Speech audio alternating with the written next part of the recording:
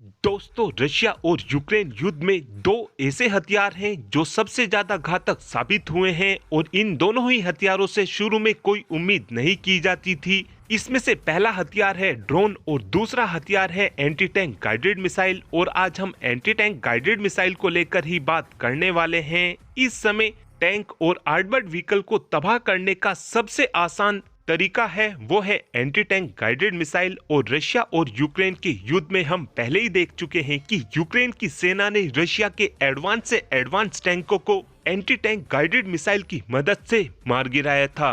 इसी बात को देखते हुए इस समय दुनिया भर के देशों की तरफ से लगातार एंटी टैंक गाइडेड मिसाइल को बनाने की कोशिश की जा रही है।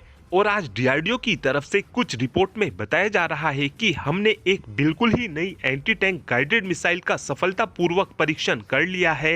इस मिसाइल की सभी टेस्टिंग को भी डीआरडीओ की तरफ से पूरा कर लिया गया है और अब इस मिसाइल को प्रोडक्शन में भेजने की तैयारी की जा रही है। इस मिसाइल का नाम सैम हो है।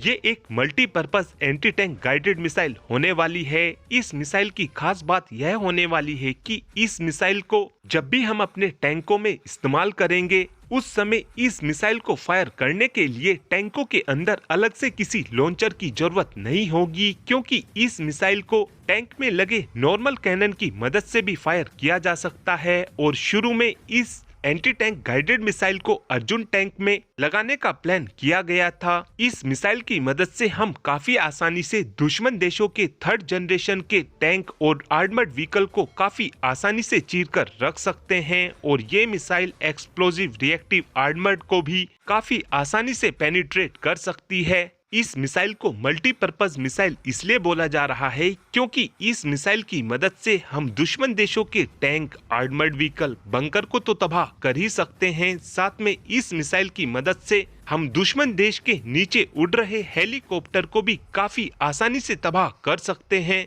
इस मिसाइल की एक खास बात यह भी है कि ये एक laser guided anti tank guided missile है। जब भी इस मिसाइल को फायर किया जाता है तो उस समय दुश्मन देश को इस मिसाइल की भनक तक नहीं लगती है। इस मिसाइल को दो मोड में फायर किया जा सकता है और इस समय दुनिया भर के देशों की तरफ से जो मॉडर्न टैंक बनाए जा रहे हैं उनको हमेशा ही फ्रंट और साइड से मजबूत करने की कोशिश की जाती है, लेकिन हमेशा ही टैंकों को ऊपर से कमजोर कर दिया जाता है, जिसका फायदा उठाते हुए एंटी टैंक गाइडेड मिसाइल काफी आसानी से दुश्मन देशों के टैंकों को तबाह कर देती है। सामोहो मिसाइल टॉप अटैक मोड में 5 किलोमीटर के आसपास की रेंज प्रोवाइड कराती है और जब हम इस मिसाइल की मदद से क्लोज रेंज में डायरेक्ट हिट मोड का इस्तेमाल करते हैं उस समय इस मिसाइल की रेंज केवल 2 किलोमीटर ही हो जाती है। और इस मिसाइल की खासियत यह भी है कि जब भी टैंक की मदद से इस मिसाइल को फायर किया जाता है उस समय इस मिसाइल को टैंक की मदद से तो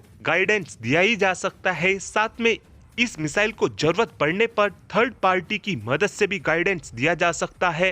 और इस मिसाइल के अर्जुन टैंक में लग जाने के बाद अर्जुन टैंक की फायर पावर 4 गुना तक बढ़ जाएगी। और अब आप ही कमेंट कर बता सकते हैं कि क्या हमको समूह मिसाइल को अपने सभी टैंकों में लगाना चाहिए, हाँ या फिर ना। इस बात का आंसर आप कमेंट बॉक्स में दे सकते हैं। Thanks for watching this video. Have a good day.